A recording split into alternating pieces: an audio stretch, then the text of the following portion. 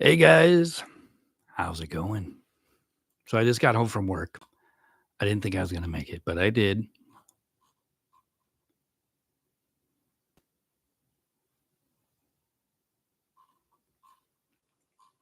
I'm trying to pull up all of my documents. I saved some stuff from my phone earlier today that didn't get put in the cloud yet, so I can't really find it, but that's okay. I've got the basics of everything.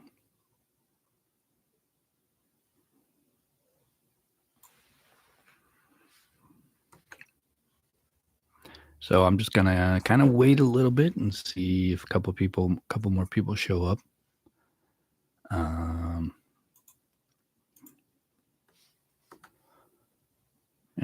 while I wait, I'm going to find my documents.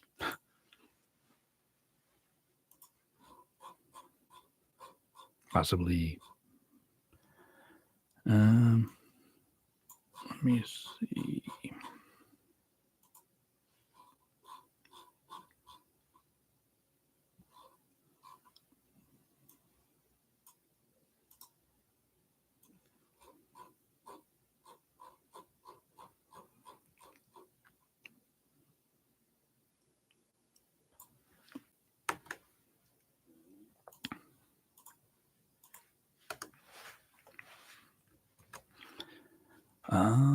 Let's see. What do I got here? Hey, Molly, how's it going? Hey, guys. Welcome to Timeless Mysteries Live Edition. Yeah, I just got home from work. I was actually kind of worried that I might not do this, but I decided, yesterday was kind of a big blunder.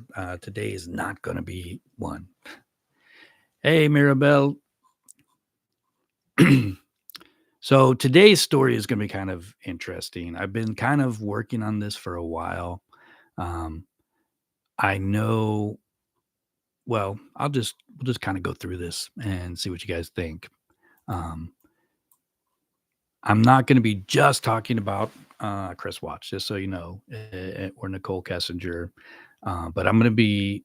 It's going to be the main topic here, guys. So I think you guys will enjoy it. So before we get started, where's everybody watching from? Let me set this up a little better.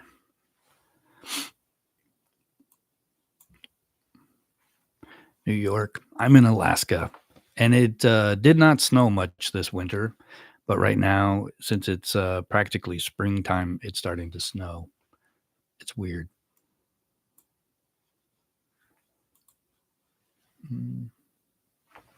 Oh, shoot.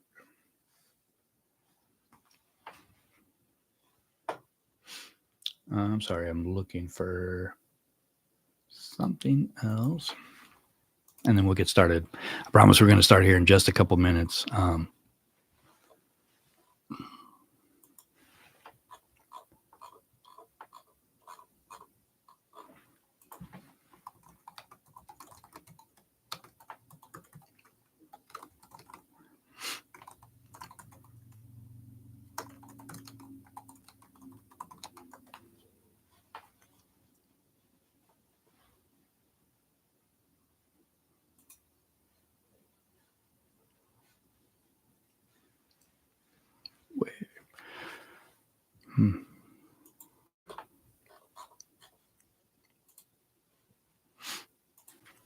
I'm just signing into this thing here real quick. And sorry, I don't have. Here we go. I've got this chat app thing that helps me with chat while I do these things, but I don't know how to use it. So this is going to be fun. So I can actually. Hello, Victoria. Hello, Mary and Sherry. I am just about ready to get started.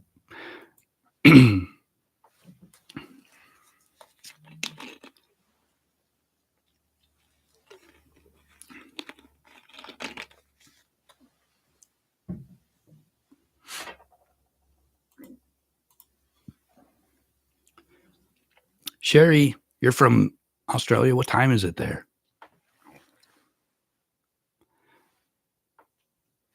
We got a couple people from Missouri. I used to live in southeast Kansas, real close to Missouri.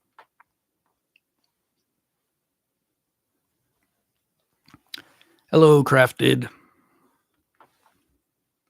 So hopefully you guys have had a good day. I had a very busy one. I didn't get home. Well, I got about 2 hours of overtime today. Yeah, guys, don't forget to hit the like button, the little hearts and stuff, and let the algorithm know that you're there and that you like my content. But I'm gonna go ahead and get started. So, um, let's see. Oh yeah, definitely share it too.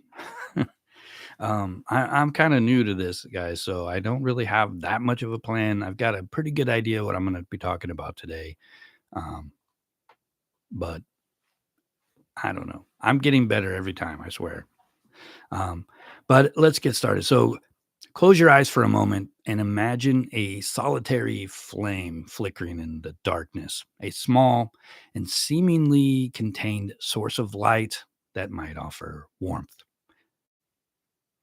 Now, picture a second flame drawing near, merging with the first, and watch as the fire intensifies. Each flame is feeding the other. This fusion of sparks can be beautiful in the right circumstances, a sign of passion or unity. But in the realm of homicide, when these two flames kindle into a shared appetite for violence, the resulting blaze can devastate entire lives and entire families. Such is the essence of what we call the murderous duo, an unsettling phenomenon where two individuals come together in a dance of manipulation, shared deviance, or codependent brutality, ultimately committing acts that defy the boundaries of human conscience. Welcome to Timeless Mysteries Livestream Edition. We're here to probe the grim, complicated junction of devotion and destruction, exploring how two people bound by love or something that masquerades as love can find themselves conspiring to kill. So, tonight I'd like you to settle in for a long, uninterrupted explanation of these murderous duos. Um, has anyone heard of Ian Brady and Myra Hindley? Because we'll be covering them also. Fred and Rose West.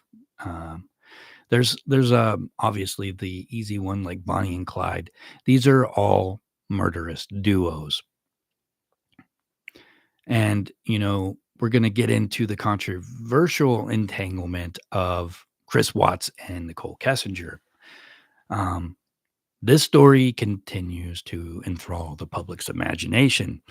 As we as we go through this, keep in mind the essential question: what drives two people, presumably once full of passion and perhaps even sincere love, to escalate into murder? And does that transformation stem from individual pathology, a twisted synergy, or an almost fated combination of both? Consider first Ian Brady and Myra Hindley, whose crimes were took place in the mid '60s, the mid 1960s, left a psychological scar on Britain that even the passing decades hasn't fully dulled the horror. They were known as the Moors of murder. Their acts involved luring and killing children, burying them on desolated stretches of the Saddleworth Moor. The mere mention of these two conjures up images of windswept expanses where innocence was obliterated by a pair who seemed nothing more than a couple of office co-workers flirting over shared tasks. But as we peel back the surface on their story, um, we'll find out that Brady's adolescent obsession with sadistic literature, Nazi ideology, and the rush of dominating another human life found fertile ground in Hindley's deep craving for an identity that went beyond her stifling upbringing. Henley's father reportedly told her to fight violence with violence, fostering an internal acceptance that aggression could serve as a legitimate solution. Meeting Brady was her invitation to explore an extreme corner of her psyche. Did she love him? Quite possibly. Love doesn't preclude evil. Sometimes it only twists to accommodate it. Brady, for his part, found Hindley's devotion validating. His He sensed she would follow his lead in crossing moral boundaries.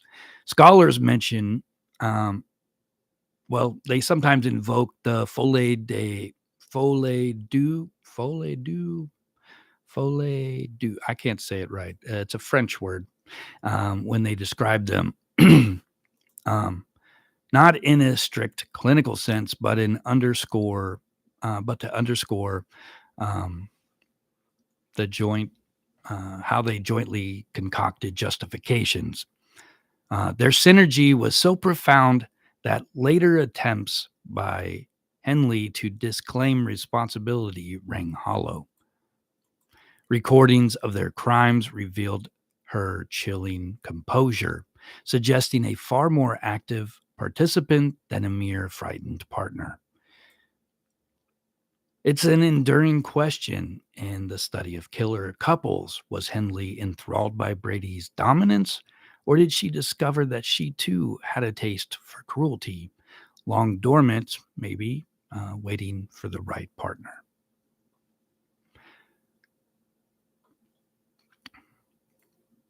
And there's also Fred and Rose West, whose union across the 70s and 80s formed one of the most protracted and sadistic sagas of serial murder in modern British history.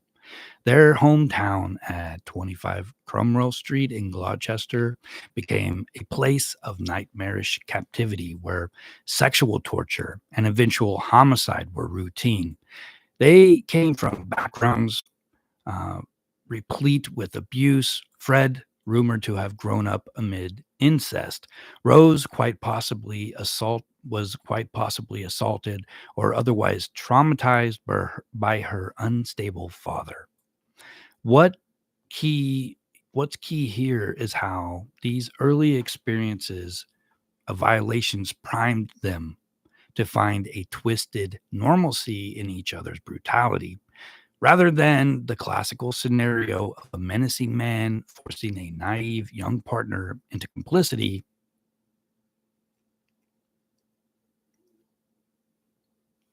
uh, maybe I kind of remember that. Yeah. Sorry. um, I could. Well, I'll get to that. Just a sec.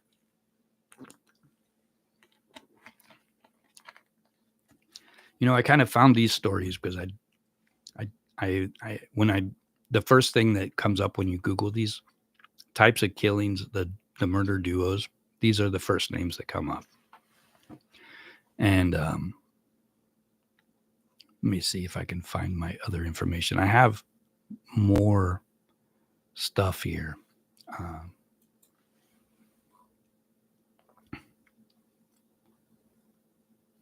Let's see.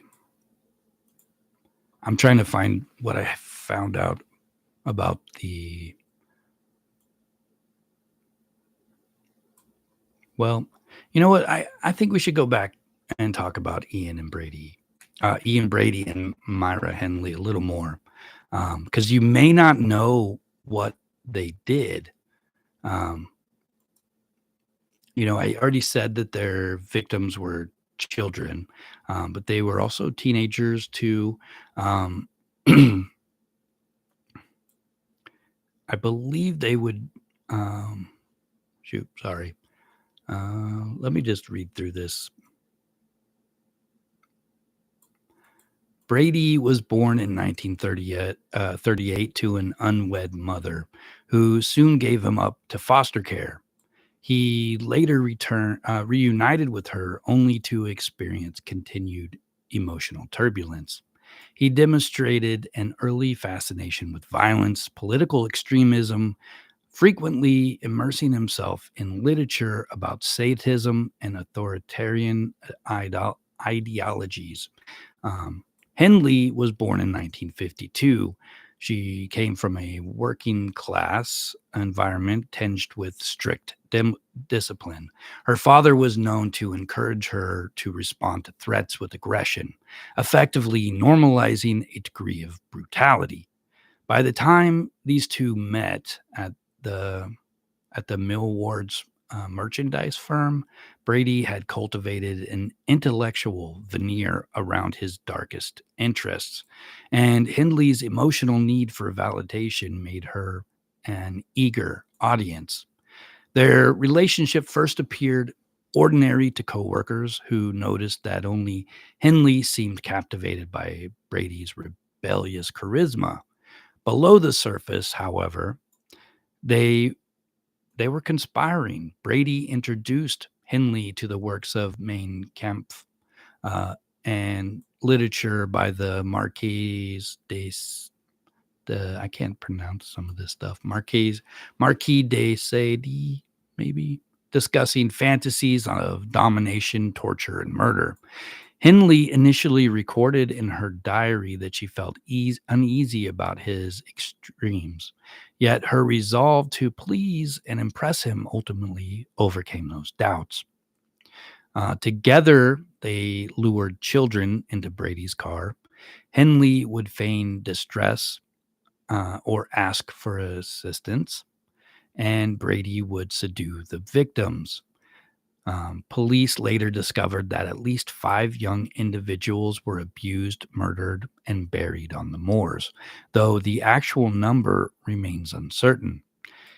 In the aftermaths, detectives uncovered audio recordings from the crimes, particularly one in which a victim's cries are audible, along alongside alongside Henley's calm, collected voice. So that's, like, pretty scary. I kind of imagine this scenario is like this woman is lying on the ground in the street, and then, like, somebody pulls over to check on her, and then the guy comes running out to attack, and then that's how they get these people. Um, this particular evidence with the audio um, obliterated her claims of being a bystander and a battered victim participant. They were finally captured in October of 1965. It was due largely to the presence of a third party, David Smith, Hindley's brother in law, who witnessed part of the final murder and alerted authorities. Brady's attempted to posture as a kind of intellectual even after the arrest, but the court saw through his arguments. He and Hindley both received life sentences. While in prison, Henley made appeals for parole, insisting Brady coerced her through emotional and psychological torture, but the public and ultimately the judicial system remained unmoved. Forensic psychologists have pointed to that Folie et Deux, in a sense that each appeared to embolden the other's uh, appetite for sadism. Though no formal psychiatric diagnosis was established, Brady himself insisted that Henley was fully complicit, and the taped evidence strongly supported his claim. Henley died in prison back in 2002. Brady remained incarcerated until his death in 2017. Um, this case is despicable. But I don't know. I thought I read something about some kind of professor, but um, I don't think I wrote anything down about it. And oh, there we are. Sorry, guys. I thought I accidentally closed the live stream. But who is the professor you're talking about? Marquis de Sade. Sade? Folie Deux. I think it's Folie Deux. Like, it sounds, I never can pronounce it. Folie et Deux or something like that.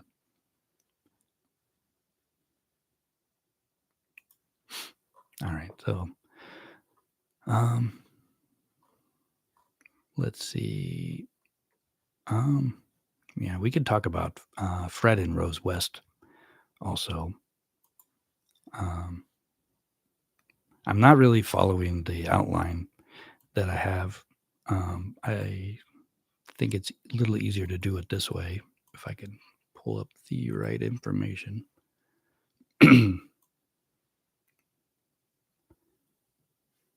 I am pretty sure I read something about that. I don't know why I didn't write it down. Um, I'll have to look into that.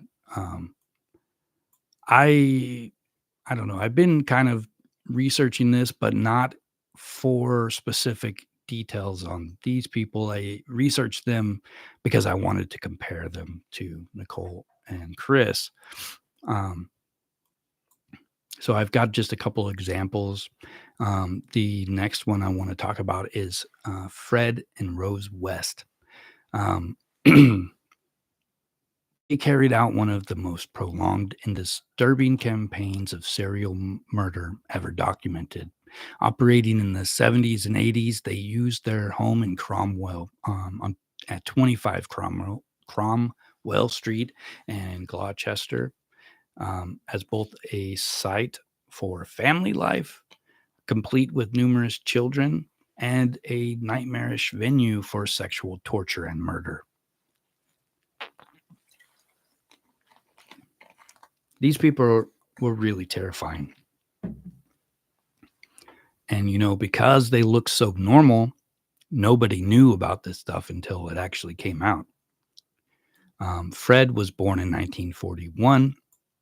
He grew up in Herefordshire amid rumors of incest and bestiality within his household. His father allegedly normalized sexual interactions with underage family members, blurring moral and legal lines for young Fred. He suffered a motorcycle accident as a teenager that may have caused him lasting head trauma, potentially contributing to impair his impulse control. By the time he crossed paths with Rose Letts in 1969, Fred had already been implicated in the disappearance of his first wife, though no formal charges ever stuck at the time. Rose was born in 1953, endured her own childhood torments. Her father was described as violent and mentally ill, subjecting her to physical and sexual abuse. At only 15 years old, she entered a relationship with the much older Fred, who quickly recognized in her comparable um, a fascination with sexual sadism. Detectives and criminal profilers often underscore this as an example of compounding pathology, where two profoundly dysfunctional individuals find in each other the affirmation for cruelty that they might otherwise suppress. Within a few years, Fred and Rose established a pattern of luring young women, sometimes their own children's friends, sometimes loggers, um, into their household under false pretenses. The victims were assaulted. Sometimes they were held captive, but they were frequently killed. The remains were buried in the cellar or sometimes out in their garden. Among the most harrowing aspects of this is the suggestion that they may have assaulted multiple members in their own family, including Fred's stepdaughter, Charmaine, who later turned up missing and was confirmed murdered. Eventually, rumors of missing people um, drew the police's attention to the West's property in 1994. That's not very long ago. Um, in 1994, investigators unearthed the remains of numerous victims, confirming the house's status as a monument to methodical brutality. Fred was arrested alongside Rose, but he died by suicide in his prison cell on New Year's Day in 1995, possibly to prevent a full trial from exposing additional horrors, or maybe even to protect Rose. She stood trial alone and was convicted of 10 murders, receiving a whole life sentence. Several psychiatrists studying the case highlighted how both the Wests appeared to have disordered concepts of sex, viewing violence and incest not as transgressive, but almost as routine. Their relationship was not a simple scenario of dominant man forcing a naive woman into complicity. Rose's involvement was consistently active, as uh, co- corroborated by survivor testimonies and forensics evidence. This couple, more than any other, demonstrates that partnership can be an echo chamber of deviance, where participants enable and accelerate the other's capacity for inhumanity.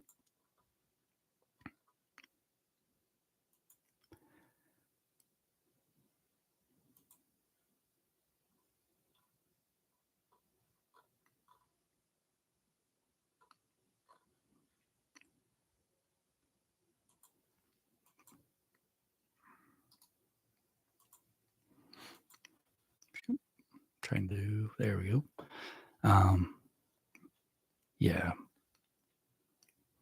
So I'm trying to get back to my actual script and see where I can pick up because I covered some of this stuff. Does anybody know Bonnie's and Clyde's last names?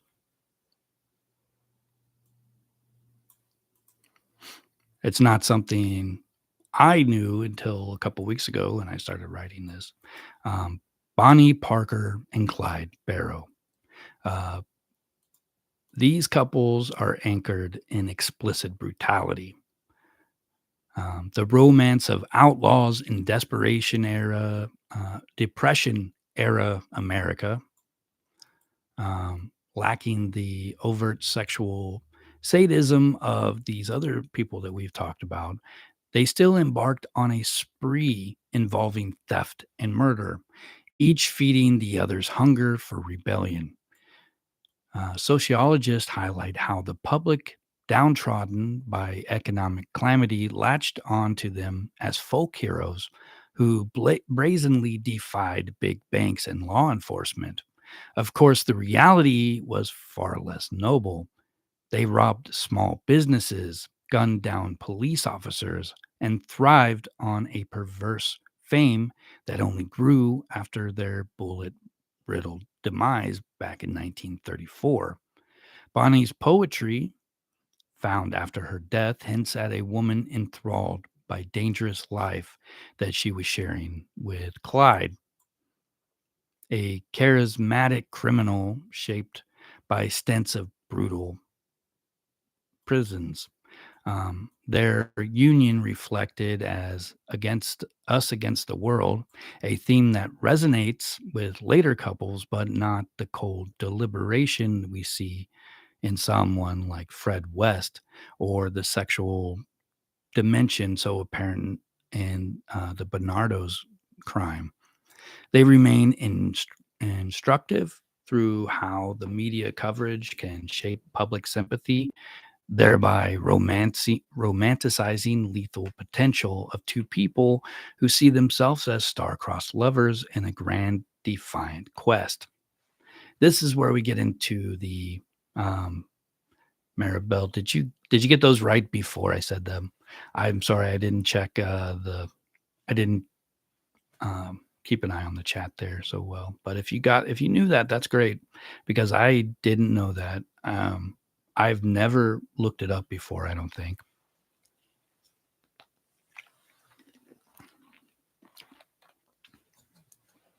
So this brings us to Chris Watts and Nichol Kessinger, the modern case that has become the obsession for many. The murders Watts committed in August of 2018, snuffing out the lives of his pregnant wife, Shanann, and their two young daughters, Bella and Celeste, are harrowing enough on their own. What catapulted the case into the endless realm of speculation was the revelation that Watts had been having an affair with Nichol Kessinger. Hey, there's nothing useless about information. You never know when you need it. Let's see. So the revelation that Watts had been having an affair with Kessinger, a colleague who had shown a sudden shift in demeanor once he pursued this new relationship.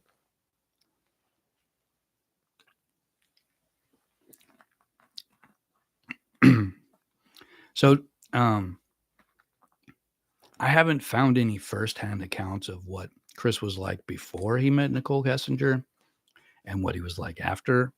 I mean, we can see some of the things that he did based off of the information that was shared publicly, but we don't really know if at home if he was, starting to speak up for himself more, argue about this and that instead of just willfully be compliant about everything because that's how he appeared in a lot of his wife's social media videos.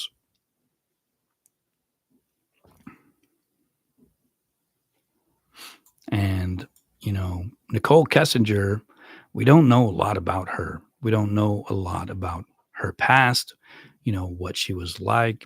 Um, there's a lot of rumors. And the sad thing is that most of them can't be confirmed. So it just leaves a lot of room for speculation. Um, so At first, Chris Watts feigned ignorance of his family's disappearance, tearfully pleading for their safe return on local news. The gulf between that performance and the eventual confession is chilling, illustrating how easily a determined individual can lie when cornered. As the public uncovered Kessinger's part in Watts's life, many drew the conclusion that she acted as an accomplice or was at least complicit in some fashion. Why else would Watts annihilate his entire family if not to remove obstacles for a new beginning? The realm of family annihilator psychology offers partial explanations. These individuals are often men. They may already be struggling with financial strain, insecurities, and a pressure to maintain a glossy domestic image. An affair can serve as the impetus, giving the annihilator a fantasy of a fresh start, unencumbered by marital obligations. Yet, impetus is not necessarily a collaboration. Law enforcement found no direct evidence tying Kessinger to any conspiracy. At least that's what they tell us.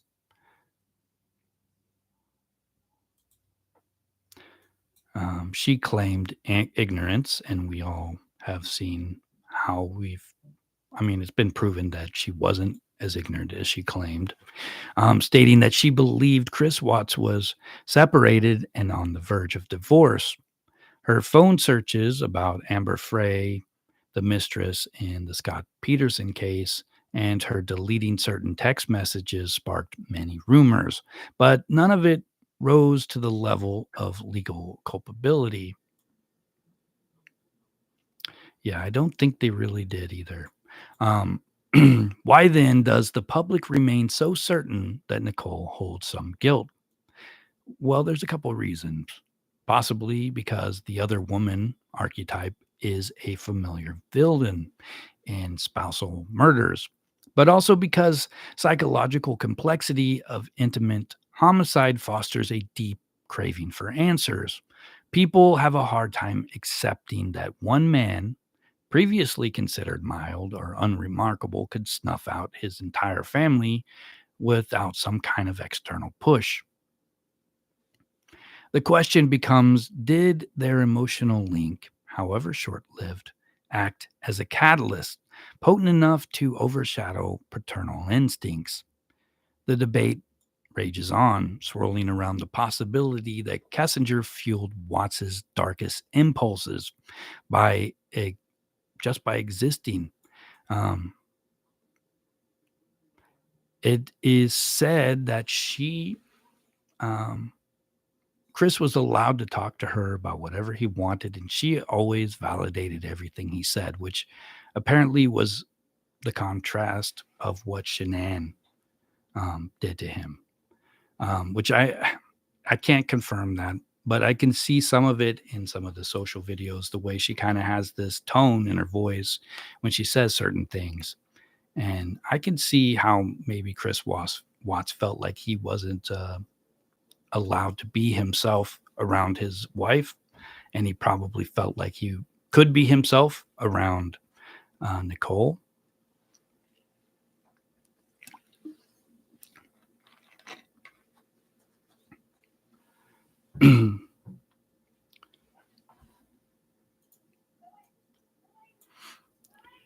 But limerence doesn't require a second person to be complicit. It only requires one partner's unnerving devotion to idealize uh, to an to an idealized scenario. Sorry. Hmm.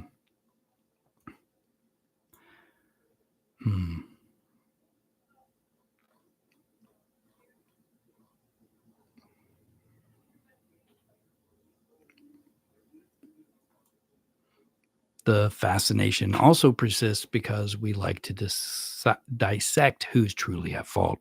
How do we weigh factors like childhood trauma, mental illness, psychopathy, or the intangible spark a relationship uh, fosters? It's even in the less blatant cases, the question remains: Could the murders have been prevented if these partners had never met? And the answer is obvious. Most likely, they would have never happened. Um, so, yeah, let me see. I don't know what you guys want to talk about, but I'm starting to realize that this isn't as interesting as it was when I wrote it. It's a, let's see what else I got here.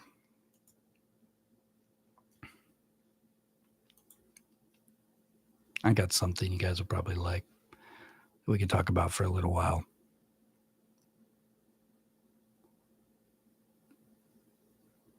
Hmm. You think this is interesting? I sometimes I get so caught up in all of the psychology stuff that I forget that there's actual other, more actionable things we can talk about. Um, I don't know. We could, well, let's see. I know I've got something that you guys will probably enjoy a little bit more. Some not so deep and heavy stuff, if I can find it. Yeah, I love it too. I could talk about it pretty much all day, but unfortunately, my script here, I kind of skipped through it, and um, but this is something that I have been working on, and if you like heavy psychology, um, I've been working on this story about the dangers of workplace relationships in um, with the Chris Watts and Nicole Kessinger being like the main focus of what I'm talking about. But I kind of compare it to known psychology, why people have affairs, that kind of thing. And it gets really heavy. And I think I lose people. I've been trying to think of a way to kind of dumb it down a little bit. I mean, that might not be the right word, but make it more, um, easy to digest. Um, but let's see. Workplace romances have long been fraught with challenges, ethical dilemmas, company policy violations, blurred boundaries, and some extreme cases, irreparable personal harm. The Chris Watts case offers a tragic example of how a clandestine affair at work can devolve into catastrophic consequences. Chris Watts, a Colorado man who murdered his pregnant wife, Shanann Watts, and their daughters in 2018, was romantically involved with a coworker named Nichol Kessinger. This extramarital relationship not only intensified the emotional pressures in Watts's personal life, but also introduced complicating factors that, when combined with other stressors, contributed to his horrifying choice. While it must be stressed that the culpability for the murder solely rests on Chris Watts himself, um, examining the mistakes he and Nicole Kessinger made can help us understand why their particular work relationship was destined to fail in a much more devastating and tragic way than most affairs do. I mean, people have affairs all the time. And, there's usually a couple things that could happen when you have an affair. One, the two married people will work it out despite the affair. The other scenario is that the spouse will leave the other spouse for the new person. And then there's also another thing that could happen when the new person realizes that they're not going to get what they thought they were. They want to destroy everyone and everything and burn down whatever they can touch before they have to feel so sad all on their own. um, you'll see it in all sorts of movies. It's everywhere. It's a common story. We all know how it goes. But it's really hard to understand what happened with Chris and Nicole that drove Chris to make these choices. Was he already making these choices in his head months before this relationship with Nicole Kessinger? I mean, that is a real possibility. If you look at Chris Coleman, who also annihilated his family, he started planning it 6 months, at least 6 months ahead of time. Um, and I don't think Chris Watts has admitted to anything like that, at least not yet. But I don't. We know that his story changes a lot, so I don't believe much of what he says. I kind of feel like everything that he does says is something he says it to kind of boost his own image in some way, to kind of repaint the story that's probably replaying in his mind every day. Because I don't know what else he could be thinking about in prison besides everything he did wrong. I think that's the whole point of prison, isn't it? So he and Nicole Kessinger worked for the same oil company. Um, Kessinger was hired through a contracting agency. I can't remember the name of it, but she was a temporary employee. She'd only recently got there. Um, but reports indicate that they began talking casually about shared work tasks, and then that soon escalated into personal discussions. This seed of an affair was planted, at the confluence of professional closeness and intimate revelations. So, what that kind of means is that first they started talking about their work stuff, and then, they would find more reasons to talk longer. And then somebody shared something personal, and then the other one shared something. And then they form that closeness that is the intimate revelations I'm talking about. Um, One primary problem with a workplace based affair is the erosion of boundaries. In a typical scenario, individuals might sustain personal privacy outside of office hours. However, when a couple is entwined both professionally and romantically, lines blur at lightning speed.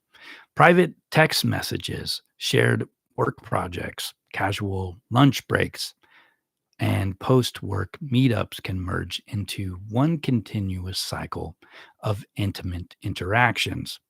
This dynamic generates a false sense of normalcy, making it harder to step back and critically evaluate the relationship's impact on other people's lives. With Watts and Kessinger, the secrecy intensifies intensified those blurred boundaries.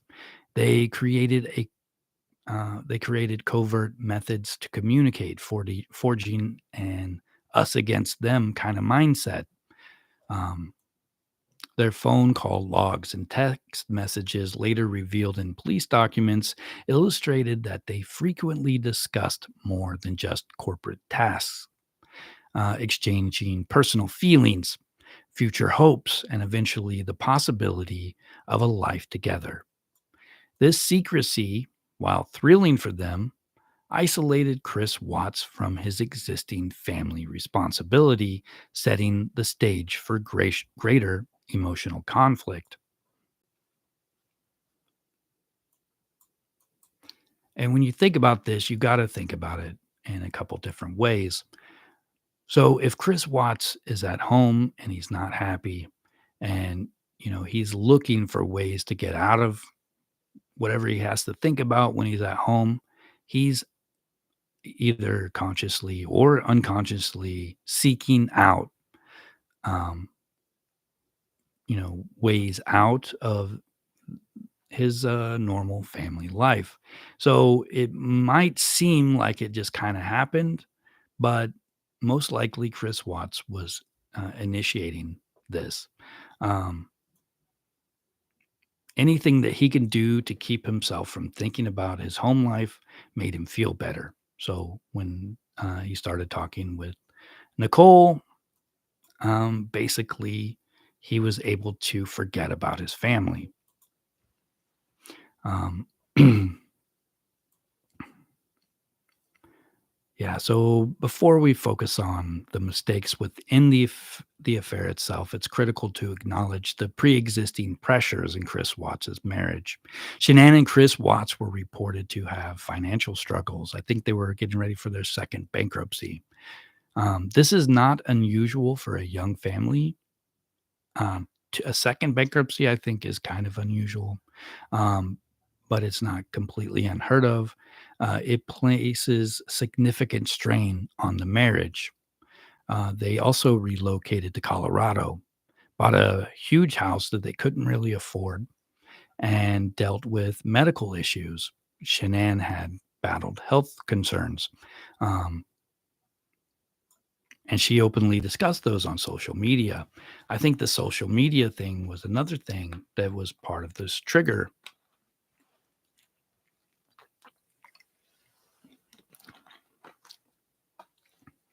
Psychological research often notes that extramarital affairs can serve as an outlet for unmet emotional or psychological needs.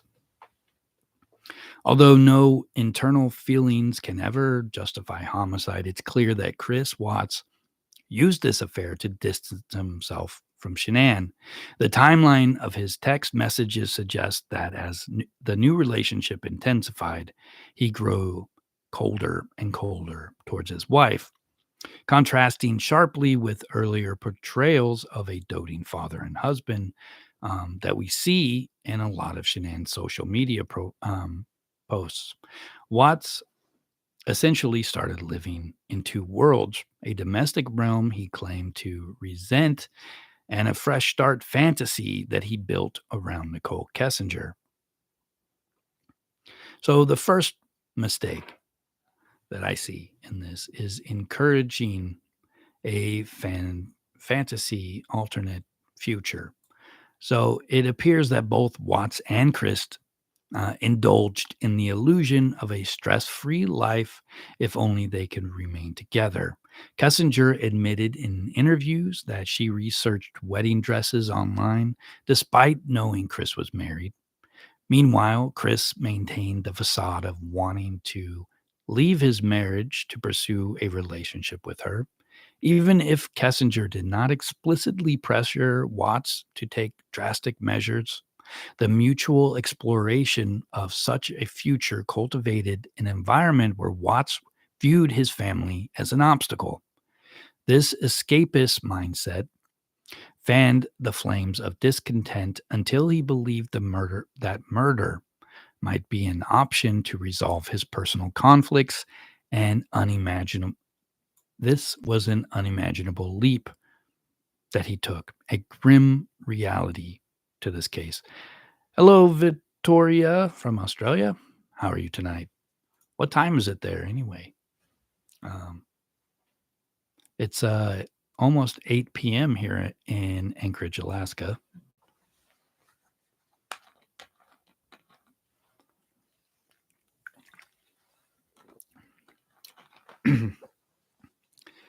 Wow.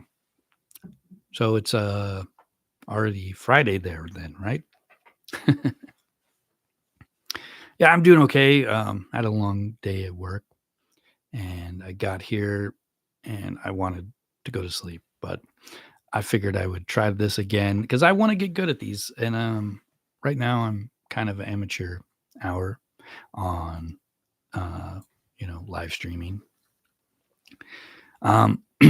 So I'm talking about the mistakes that Chris Watts and Nichol Kessinger made during their affair that may have the caused Chris Watts to cross that line and kill his family. Yeah, I still have to take a nap and then I wake up and tomorrow will be Friday here. Yeah. Thank you. I am trying to get better. I think the hard part is like figuring out how to like make an outline where I don't say all the time. If I try to stick to a script, sometimes I just have to change pace and talk about something else for a minute and it kind of derails everything. So I'm actually reading like 3 or 4 different things that I've written for different video ideas that I haven't used. And I had an outline for this discussion today. You kind of missed the part about the duo murders, the murderous duos. And I'm kind of trying to compare Chris Watts and Nichol Kessinger as possibly a murderous duo. But it's kind of hard to do that without just like fully accusing somebody of something that the police haven't even, charged her with a crime or investigated her really. So yeah, don't remind me. I'm not self-conscious. I I don't know, like if I stumble over the words too much, sometimes it kind of makes me mess up even more. So where was I? Yeah, so we talked about the first mistake that they had made. They encouraged this fantasy alternate future. Their second mistake was normalizing secrecy and deception. For the affair to continue undiscovered, Watts and Kessinger engaged in tactics amid minimizing exposure, private messages, meeting at her apartment or at remote locations, and carefully timed phone calls. I believe they had apps to hide their messages also. This pattern of deception gradually escalated. Once secrecy becomes routine, especially in a workplace setting where colleagues might notice suspicious behavior, lying becomes second nature. So Watts grew adept at lying to Shanann and other family members and to coworkers and friends, just for one reason: to protect the illusion of normalcy. Why this doesn't work is a relationship requires constant falsehoods. Uh, a relationship requiring constant falsehoods is fundamentally unstable. Although extramarital affairs often rely on deception, the frequency and scope of Watts's lies created a high stakes environment. The more he concealed, the more trapped he became in the relationship, perceiving confrontation or confession as catastrophic. This constant sense of entrapment contributed to the horrifying decision he made to eliminate his entire family rather than face the truth and tell his wife what he was doing and get a divorce like anyone else would. So the third mistake that I think happened here, um, they began overlooking ethical and personal boundaries at work. While Kessinger was technically contracted through a separate agency, both she and Chris Watts were aware that an affair involving coworkers or people in the same professional orbit violated multiple ethical boundaries. Attempting to keep such a relationship hidden in close quarters often leads to a climate of rumors, stress, and complicated loyalties. Even for the brief period their affair lasted, it placed them in a precarious position. Chris risked not Chris risked losing not only his family, but also his professional standing if the relationship was exposed. And I don't think people talk about that enough. You know, why this didn't work. Workplace relationships can function if openness and proper boundaries are maintained. For instance, disclosing it at human resources and ensuring no direct supervisory conflicts. However, the deception in this scenario was pervasive, with personal text crossing into professional time and professional interactions undercut by personal involvement. Such intertwinement fosters poor decision making and heightens emotional intensity of the bond, especially this is an especially toxic mix given the existing marital and financial pressures.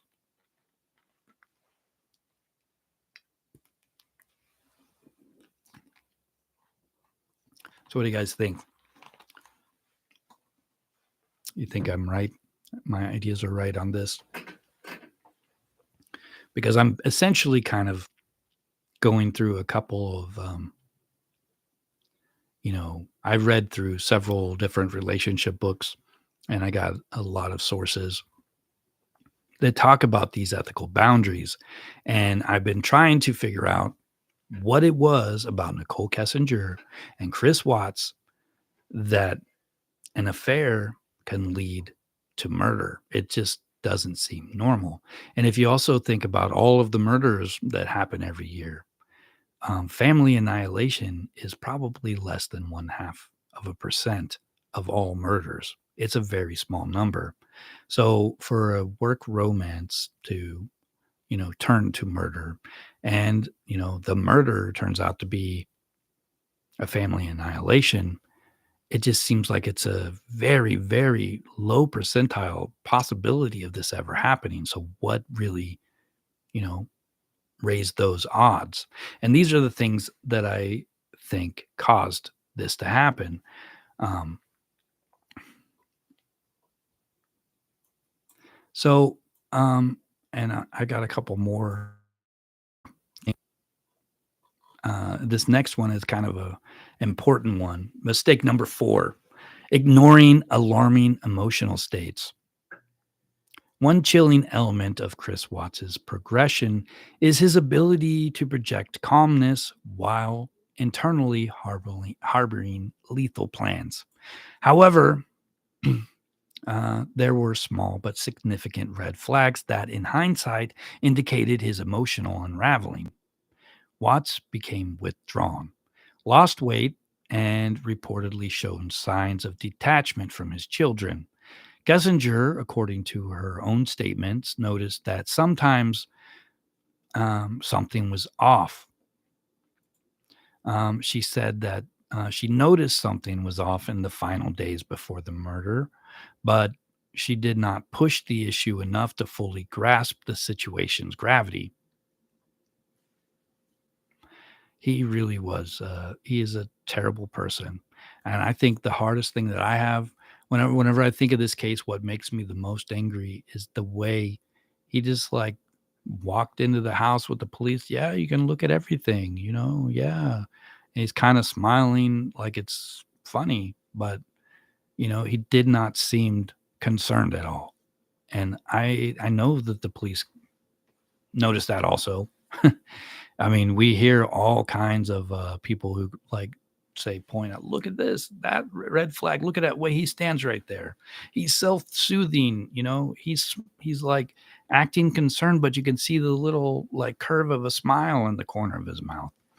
He did not seem as concerned. And even when he said, I just want them to come home, it did not look natural at all. But um, so any relationship, especially one layered with moral ambiguity, an abrupt behavioral shift should prompt serious concern. Communication about mental distress or moral conflict is critical. Had Kessinger demanded more transparency or recognized that Watts's behavior hinted at a dangerous internal conflict, she might have been able to distract him or distance herself and alert others. Though the responsibility does rest on Chris Watts alone for these crimes at present, and but ignoring or downplaying these ominous signals underscores a broader dysfunction to their relationship. One key reason the Watts-Kessinger affair became so volatile lies in the convergence of professional and personal roles. The workplace provides daily contact and a veneer of normalcy for an affair to flourish.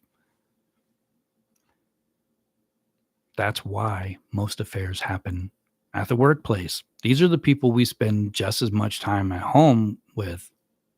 We spend at least as much time at work as we do at home.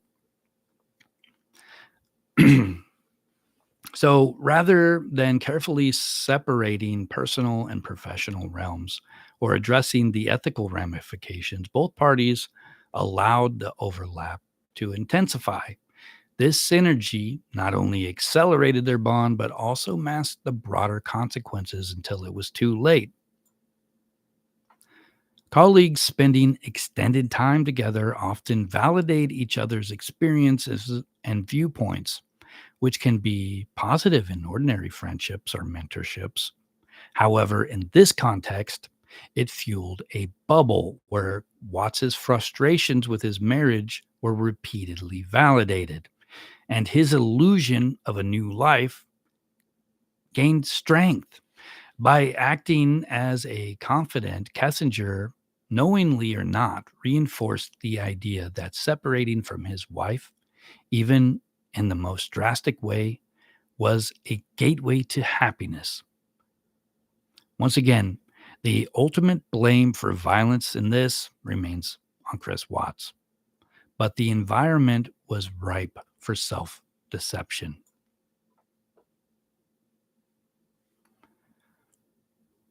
In typical romantic settings outside of work, partners have a separate social circles and a separate work life, family structures that hold them accountable. However, this was not the case for Watts and Kessinger. He concealed the affair from even his closest friends and family. She had minimal accountability to outside relationships, and she moved in circles that did not overlap significantly with Watts's personal life. The workplace environment also did not provide them with oversight or immediate confrontation. No manager or coworker is generally monitoring the emotional well-being of employees at this level. They don't dig into that stuff. This absence of oversight allowed the affair to advance unchecked. And, you speak about how stone cold he was. I've got a video. I don't know if you've seen it, but I kind of compared Chris Watts to Ted Bundy. Um, and the reason I did that is because Ted Bundy was, very charismatic. People liked him when they, were in the same room with him. They all gravitated toward him, and he had these like this way about him that people liked. Chris Watts was kind of the same way. And while I can't say for sure because wasn't in those like social groups, but you can see the way he opened up for the cameras. You can see how he was like, he seemed so like, calm around other people when police were there and all of that stuff. I don't think he I don't know. I think he has a lot in common with Ted Bundy, and I often wonder what would have happened if he would have not gotten caught. If the other Nicole hadn't called the police the way she did, he very well could have gotten away with it. Like his story started falling apart on that first day, but I think it was because he wasn't expecting it to happen so fast. He didn't have time to make a plan or at least redevelop a plan. I don't know for sure if he had a plan, but it kind of seems like he may have had a plan.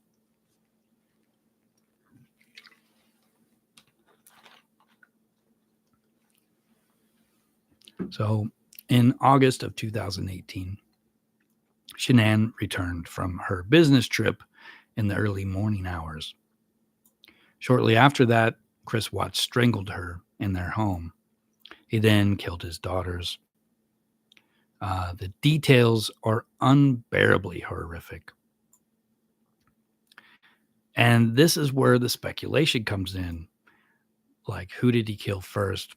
Where everybody was anyone alive when he drove to the oil field? I mean, I know you guys have all heard this stuff, but if you go by actual police reports and his statement, um, Shanann was murdered at the home, and then he loaded up the girls into the truck and transported his wife to the oil site. And, you know, I don't know what he was thinking about that entire way, but I bet he didn't know what was going to happen when he got there until he got there, unless there was a plan.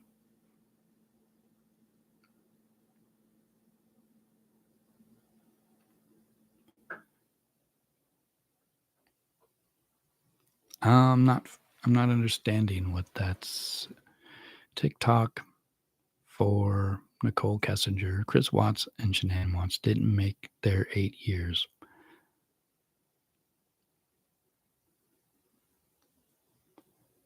Ah, yeah, I kind of get it.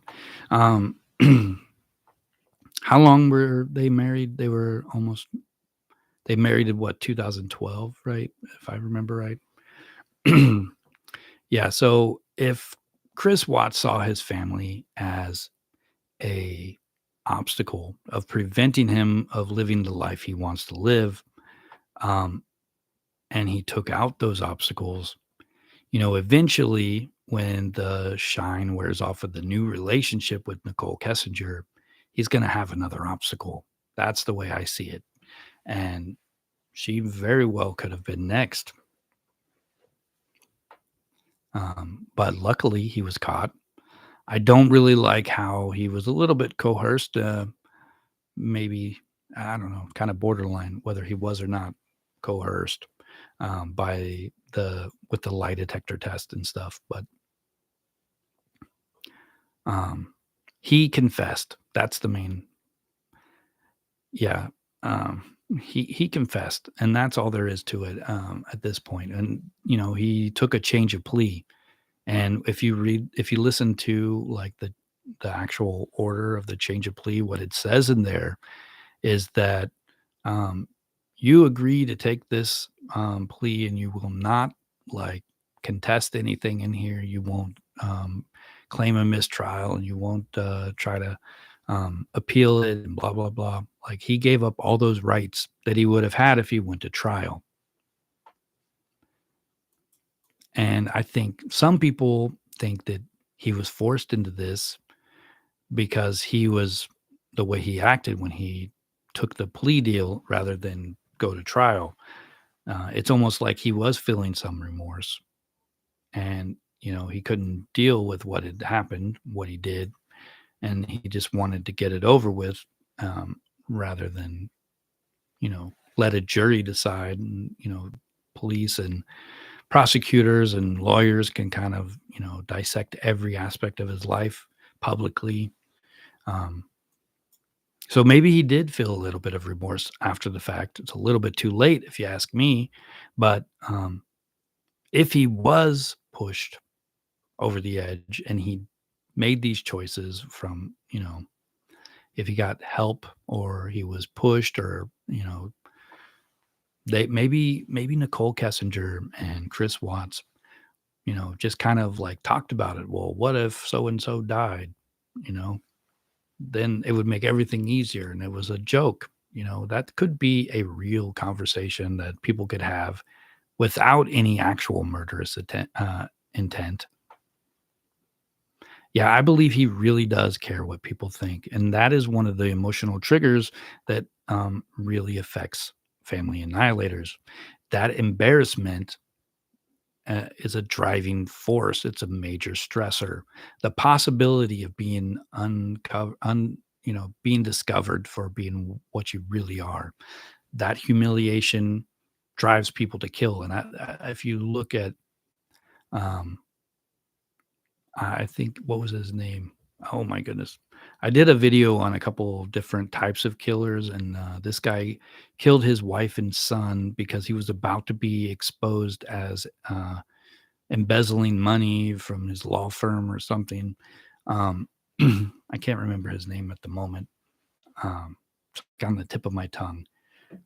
But he had this plan, that he was going to become the grieving widow. His family was going to be killed, and people would be so, like, focused on this loss that he had that they wouldn't look at the millions of dollars he had been stealing, and he would get some sympathy rather than be facing jail time, losing everything he's ever owned, losing his reputation.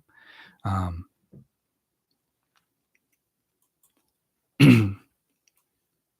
so, back to Chris Watts. uh, he experienced severe cognitive dissonance, maintaining the facade of a happy family man while cultivating a new relationship. What decade? It was recent. I i could me let me see if I can figure out what it is. Let me pull up my YouTube channel. It's one of my videos that nobody watched. um, I think it's because the intro wasn't that good, but the actual stories were pretty good.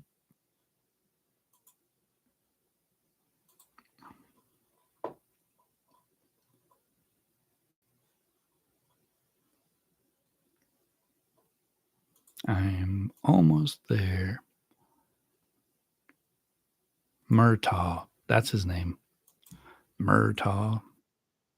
Ah, and let me see if I could figure out how to do this. Share screen. Um, think I could. Oh, maybe I can't. There we go. Yeah, I can. I think I could share this. There we go.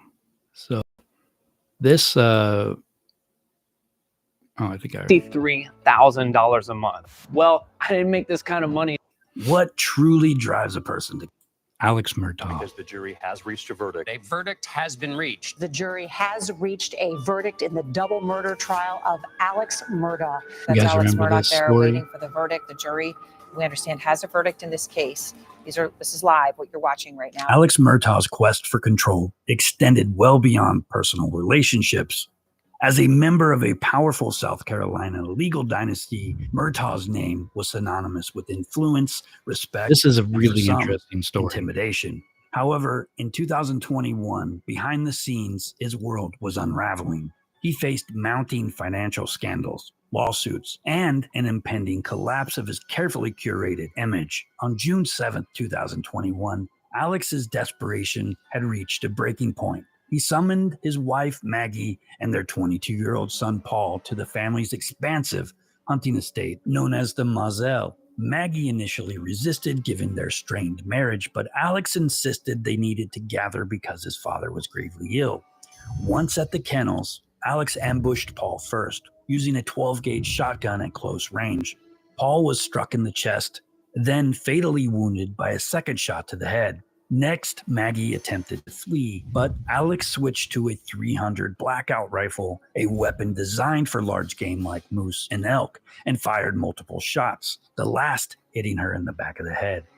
In the immediate aftermath, Alex portrayed himself as the grief-stricken patriarch, frantically calling 911 to report the shocking crime, but investigators quickly noticed inconsistencies in his account. He claimed he wasn't at the kennels when Maggie and Paul were killed, yet a Snapchat video taken by his son Paul moments before the murders caught Alex's voice at the scene. Additional forensic evidence, including blood splatter.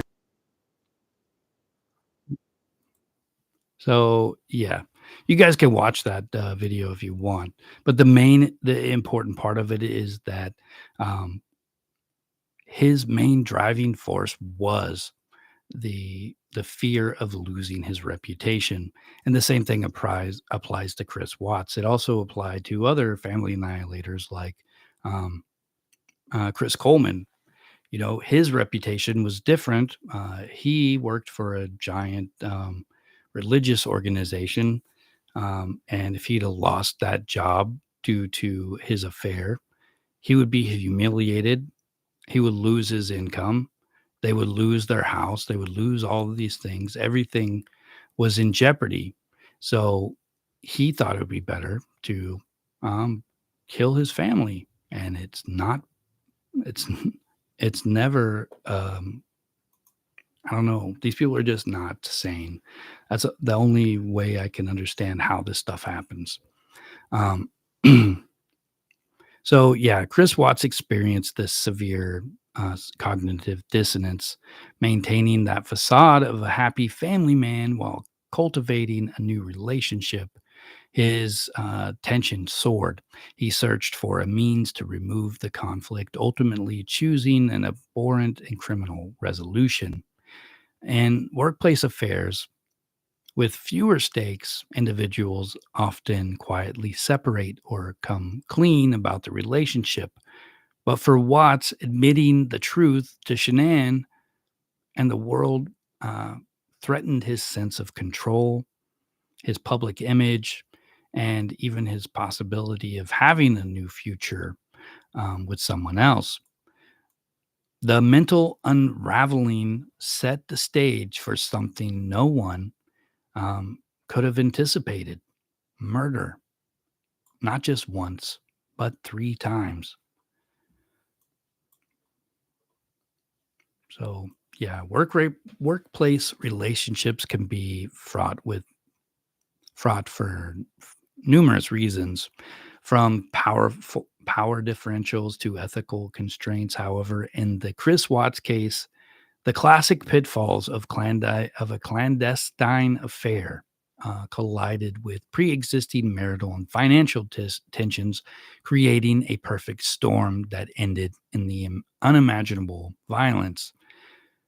The mistakes made by both Chris Watts and Nichol Kessinger, embracing an illusion of a carefree future, normalizing secrecy, ignoring clear ethical boundaries, and overlooking alarming behavioral shifts amplified this toxic environment, ultimately leading to murder. Nonetheless, this case underscores a broader cautionary tale about workplace affairs.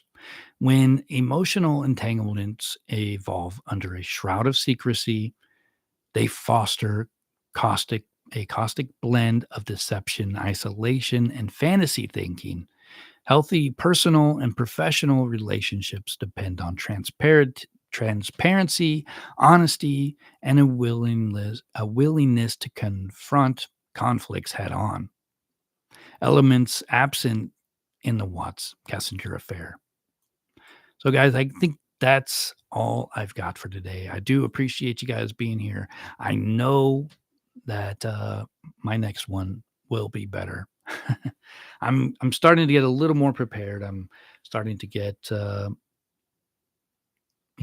plan here. I'm learning some things. I can share my screen, though.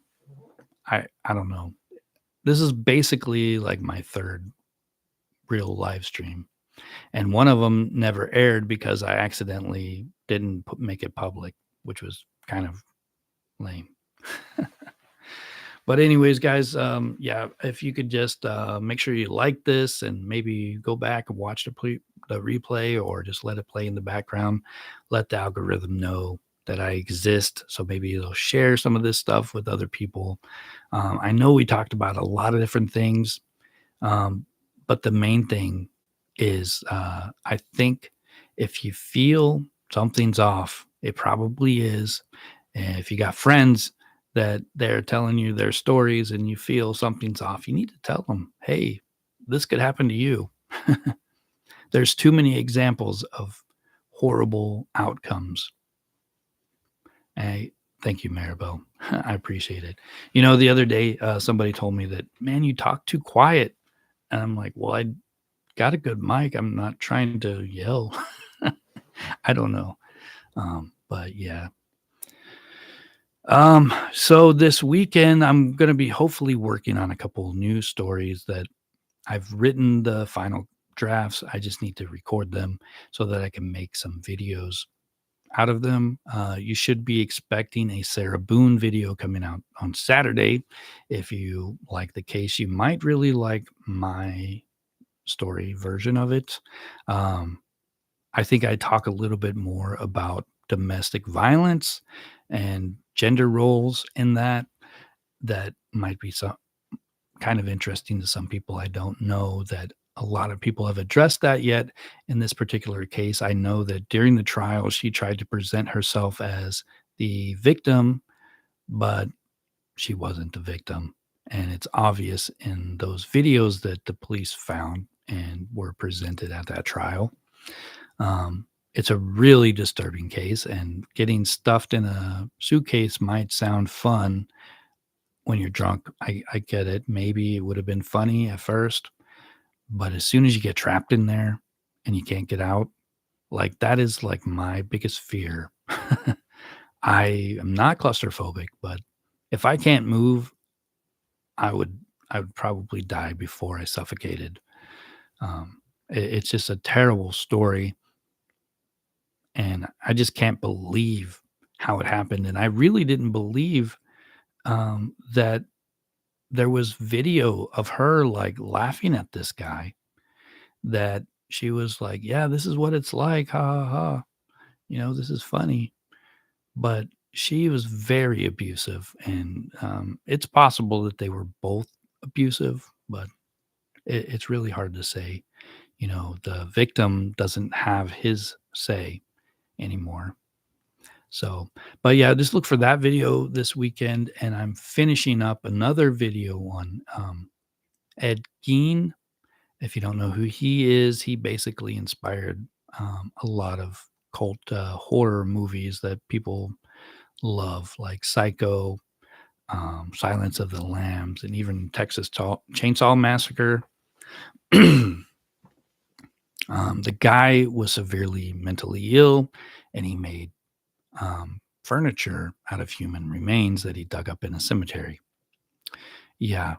But this particular telling of that story isn't like what you're going to be expecting. It's not really a documentary. It does go over all of the details, all of the factual information, but I don't know. I try to understand what he is actually seeing in his own world, um, and why, I guess.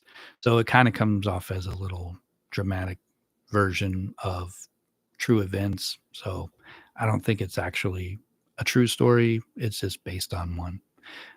It's the first time I've made a video like this, and I'm kind of curious how it does. If people like it, I think I would probably like making stories like that more. Um, and I think it's pretty easy to write documentary style videos just because you know all the facts, and all you got to do is kind of just line up the bullet points and fill in the blank, add in a little bit of context, like find some text on other things, and you can kind of mix it all together, and it's fairly easy. Writing a story isn't so easy. It takes a little more thinking. You got to be a little more abstract and paint a picture. I kind of like it. I never knew I could write stories until recently. So yeah. And after that, I think I've got a documentary style story on Ed Kemper that's coming out. It's going to be pretty long, so I'm trying to either shrink it down, or I might just let it stay going long. Um, I don't know. You guys seem to like the longer videos sometimes. So um, for a while there, I was making 30-minute videos, and I was getting an average watch time of about 10 minutes. So I thought it would be better to have 10-minute videos with, an 8-minute average watch time. I thought the algorithm would like me better and share my content with more people. But yeah, so I might actually start increasing my.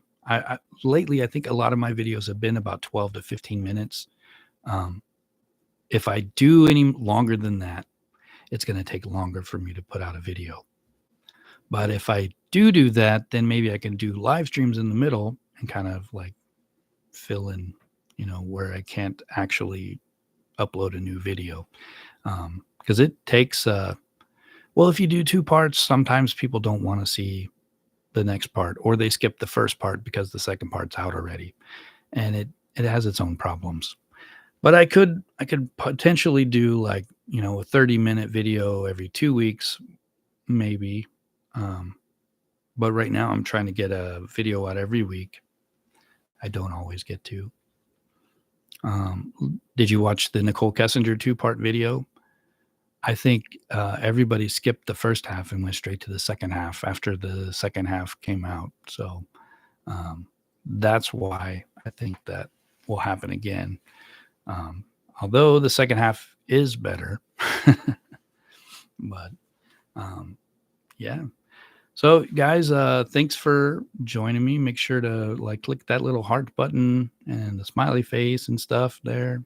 Give me some, those clicks actually are counted by the algorithm, and let it know that people like these lives. So yeah, thank you. All right, you guys have a good night. I'll catch you in the next video.